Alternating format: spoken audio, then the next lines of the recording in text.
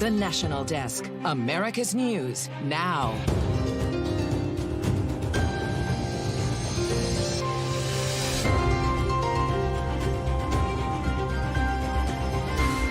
Forgotten radios and missed warnings. New details behind the failures before the Trump rally shooting.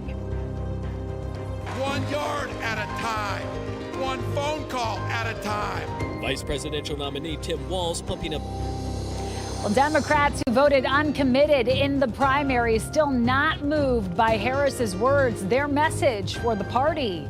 And relentless heat gripping millions on the Gulf and across the South. The weekend warning for many of you out there.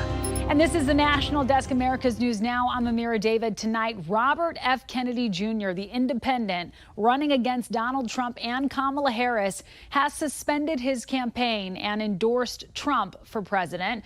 Speaking in Arizona, Kennedy Jr. said his vision of America aligns more with Trump than it does the Democrats.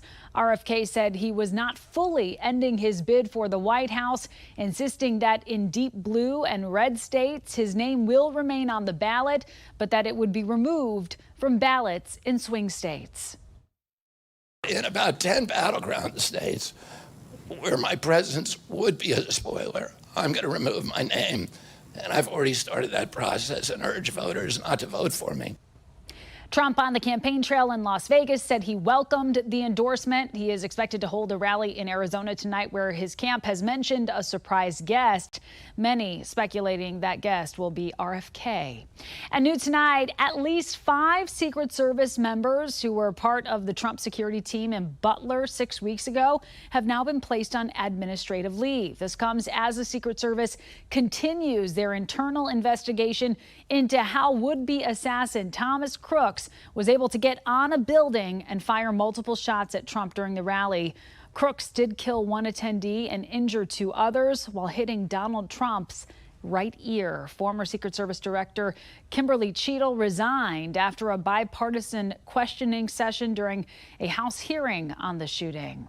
While Trump keeps his attention on the Southwest tonight, VP Harris returned to Washington, D.C., fresh off her acceptance speech as the Democratic nominee, capping a celebrity-filled convention that struck a celebratory tone. But on the outside of the convention center this week, what got less attention was the group of pro-Palestinian protesters and uncommitted delegates critical of the Biden administration's handling of the Israel-Hamas war. The National Desk's Christine Frizzell has a look at their frustration and what it could mean in November. All week in Chicago, pro-Palestinian protesters worked to be seen and heard. A small group even made its way inside the United Center.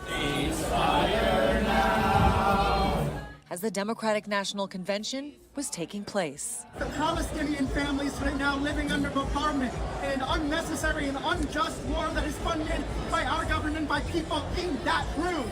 Some slamming the DNC's decision not to give a Palestinian American a speaking slot on stage. Congresswoman Alexandria Ocasio-Cortez posting on X, denying the Palestinian story is to participate in their dehumanization. The state of Michigan, considered a must-win for Harris, is home to about 200,000 registered Muslim American voters. Biden won Michigan by about 150,000 votes in 2020. 100,000 people voted uncommitted in the Democratic primary, votes not expected to go to Donald Trump, but which could be a large factor on Election Day. Kamala Harris in her acceptance speech, treading carefully. President Biden and I are working to end this war such that Israel is secure, the hostages are released, the suffering in Gaza ends, and the Palestinian people can realize their right to dignity, security, freedom, and self-determination. This is an issue that will no doubt follow Kamala Harris as she hits the campaign trail, with both supporters of Israel and Palestinian rights already calling for much more specifics on what she plans to do should she win in November. I'm Christine Frizzell for the National Desk. Christine, thank you. Right now, we are tracking Tropical Storm Hone forming in the central Pacific Ocean on a path headed towards the Big Island of Hawaii. And the National Hurricane Center predicting right now the eye of the storm will pass near but south of Hawaii on Saturday night.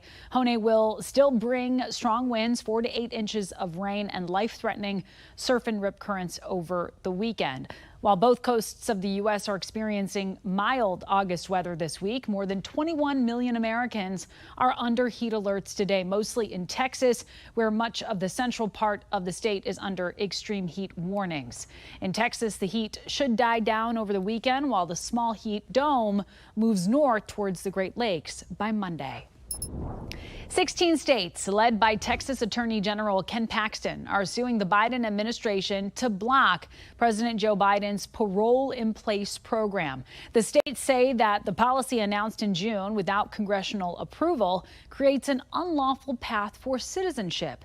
The plan allows for non-legal migrants who are married to citizens the ability to apply for green cards while staying in the United States. Previously, these individuals needed to leave the country to gain legal rights. The administration estimates about 500,000 people are eligible for the plan if it is allowed to move forward. And the Department of Justice, joined by 6 other states, have sued a real estate company, claiming they are colluding with landlords to artificially raise rents across the country.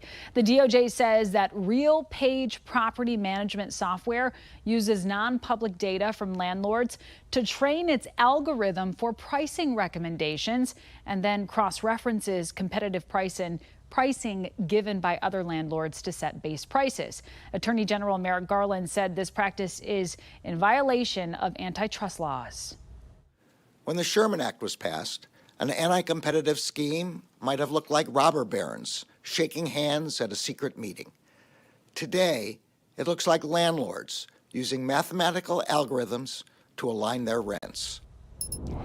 And the defense has rested in the murder trial of a former Las Vegas area politician accused of killing a veteran investigative reporter after he was just cross-examined today. Prosecutors argue Robert Tellis, a former Democratic administrator of Clark County office, murdered respected journalist Jeff German 2 years ago after he authored several articles for the Las Vegas Review-Journal about county office turmoil, including an alleged affair between Tellis and another employee. Tellis denies killing German, arguing he is being framed.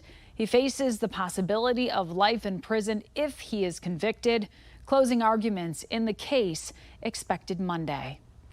And tonight, a Baltimore area father has pleaded guilty for a crime his son is accused of. Last October, police say William Dredden's 15-year-old son shot and hurt 3 students outside of a local high school. Now, the teen's parents are facing consequences. The National Desk's Rebecca Pryor with how the Baltimore City State's attorney is following through on a promise to hold parents accountable. They didn't pull the trigger. But under Baltimore City State's Attorney Ivan Bates, our message to parents is clear. We're holding you accountable. Consequences are a family affair. William Dredden and Tiffany Harrison both pleading guilty to contributing to the delinquency of a child following a shooting outside of Carver Votech High School last October. Police say a physical fight between students escalated when 2 teens pulled out guns. One of them, the couple's 15-year-old son. He was shot along with 2 other students and charged along with his parents. The parents weren't involved in the shooting, so we can only focus on the assault and the parents being accountable for taking their child to the scene. Charging documents claim Harrison stood and watched as the altercation unfolded, while Dredden joined in on the fighting. Dredden will now face 5 years in prison without the possibility of parole, plus 3 years probation. Harrison's sentencing is set for September. In this case, the adults involved that aided, encouraged, were present, participated, really should face serious consequences. And I think that's what's happened. Former Deputy Commissioner Jason Johnson applauding Bates for following through on a promise to prosecute parents, especially as juvenile crime continues to plague the city. It does put parents on notice that, they are responsible for what their children are doing. No one else was holding parents accountable. It's one of the things that I stood before everybody and said we're going to start holding parents accountable. And this is a classic example of what we would do. That was Rebecca Pryor reporting. As for that 15-year-old suspect, he's currently facing attempted murder charges in adult court. According to ADT, the average loss for a home burglary is over $2,600. And residential areas, they account for more than 60% of all thefts.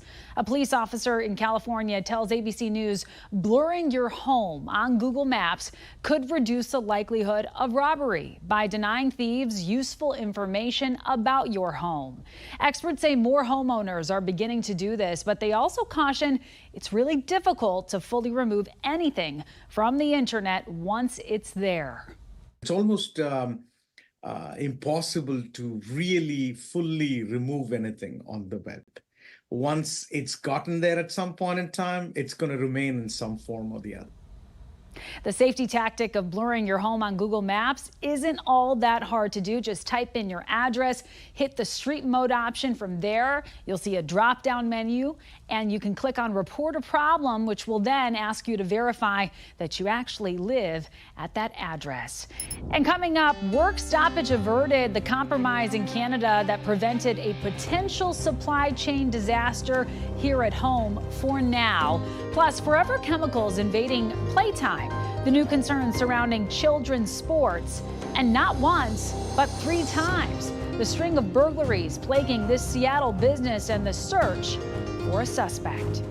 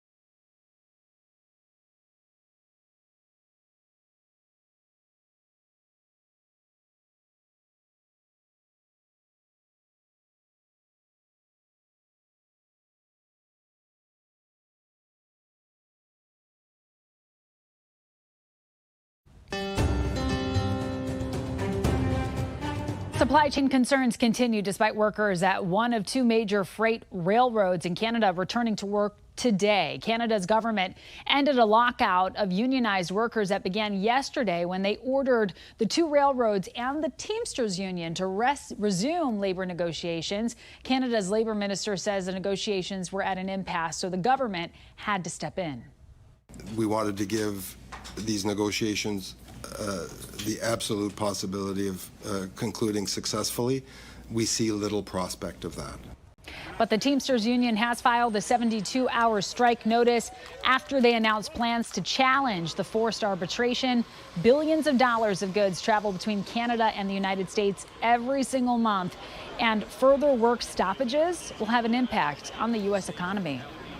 Taking a look at your money, Wall Street ending the week on a high note after the head of the Federal Reserve gave his strongest indication yet that interest rates will soon be lowered. National correspondent Atral Nashar has more.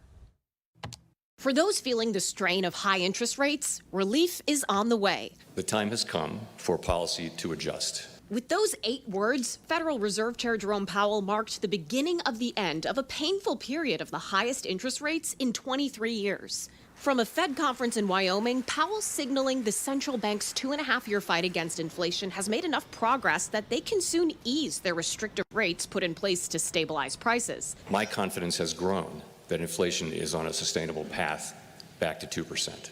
The question now is not when interest rates will start getting cut, but by how much and how many cuts we'll see before the end of 2024. Lower rates will benefit anyone who's looking to buy a home, get a car loan, or pay off credit cards. But there's more to the story. We're going to have to think hard about sort of what's happening in labor markets. The unemployment rate has risen to 4.3%, the highest it's been since October 2021, but still historically low.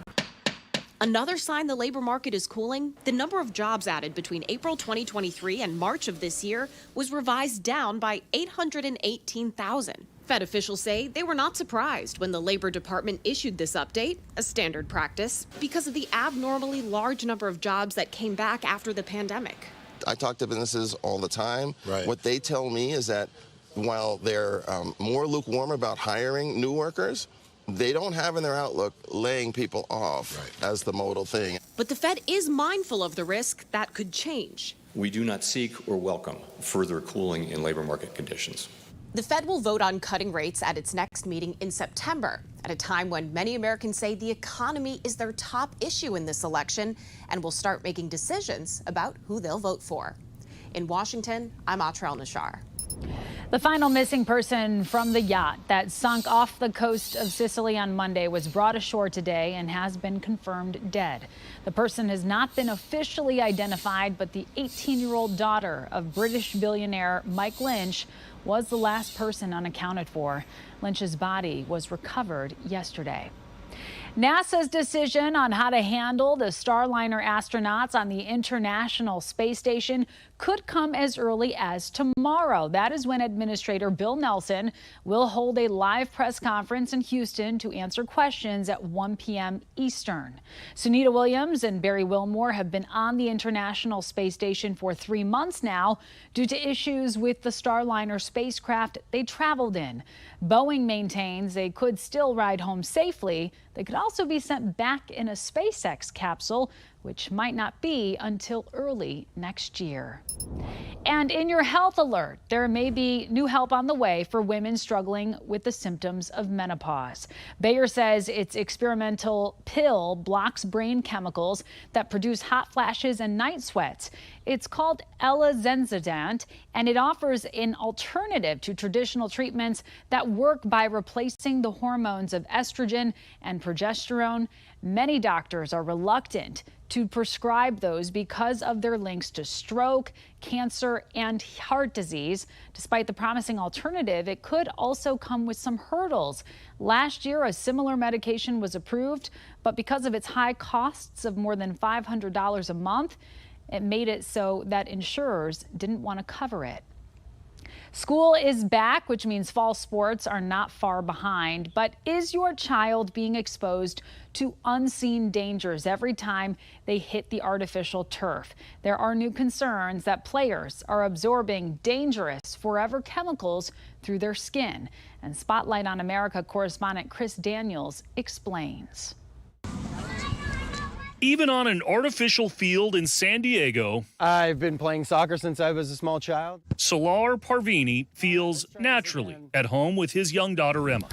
Oh, she loves it. Yet he admits to being alarmed at what may lie at the surface. PFAS, toxic forever chemicals that have been linked to cancer and developmental health risks. I always equate it to making spaghetti. So you can't make spaghetti without flour, and you can't make artificial turf without PFAS. To extrude a blade of artificial turf, you need to have PFAS either in the mix or coated through the machine, or both. He has drawn that conclusion after he and his daughter participated in a small preliminary study by PEER, or the Public Employees for Environmental Responsibility.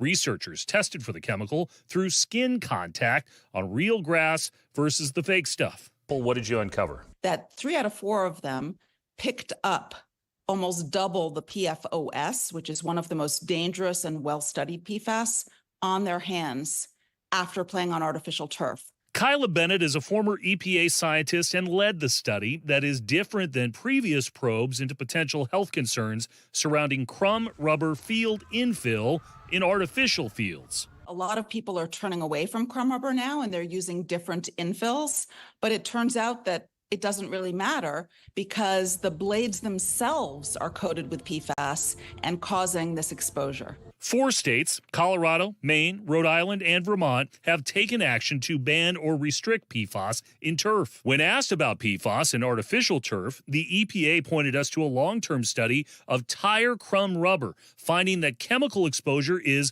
likely limited, but that evaluation didn't include PFAS, and the agency says it has no plans to study PFAS in any part of artificial turf. Bennett argues the preliminary findings are proof the EPA needs to dig deeper. It's not that they didn't find a risk, they didn't look at it yet. How has this changed your love of soccer?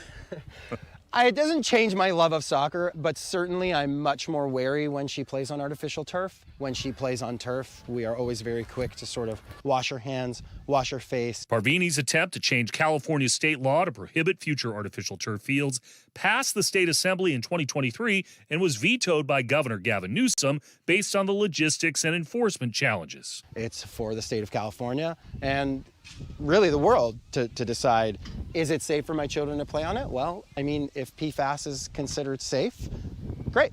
If PFAS is not considered safe, then we have millions of acres of problems. Without definitive answers, the issue will likely continue to get kicked around. Nice. In San Diego, I'm Chris Daniels for Spotlight on America.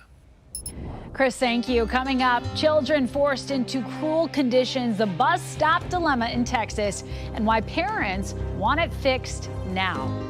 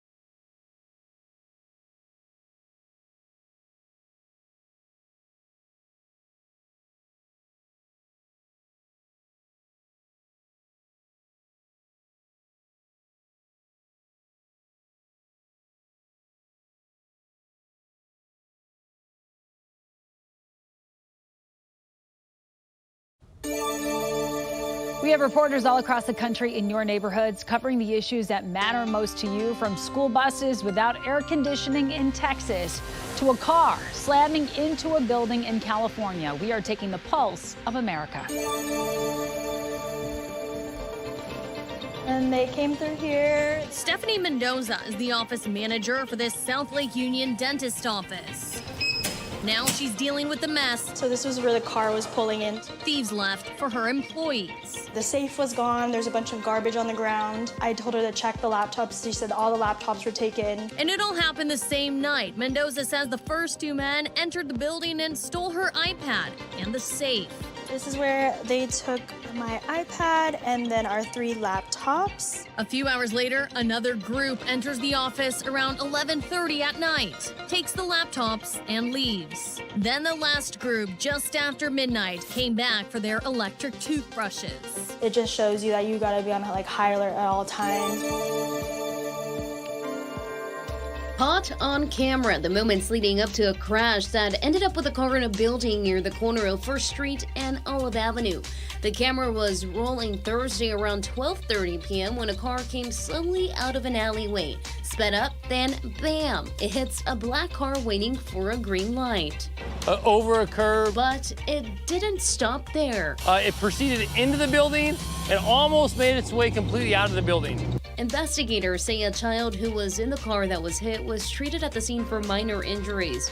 They also say no one is believed to have been inside the building when the crash happened. Our photojournalist talked to the driver who slammed into the building at the scene. She did not want to go on camera, but said her pedals got stuck. They have to do something fast. Samela Holly meets her great-granddaughter at the bus most afternoons. She says when temperatures are spiking at 106 degrees, students shouldn't be forced to ride for 30 minutes or longer on buses with broken ACs. She always jump off the bus and say, "Oh, Granny, I'm hot. I'm so hot." Holly wants to know why the air conditioners weren't checked and double-checked before the start of school. They had all these months to fix the air-conditioned buses, but they did not fix them. To help students cope with the spike in heat, ice chests filled with water are being put on the 16 buses without air conditioning. But for this great-grandmother, that's not enough. Please rush the job up. Get it done. It is not fair that some of the kids are comfortable and some isn't. Up next, Football Friday. The celebration begins as the season kicks off. The college is up first. Next.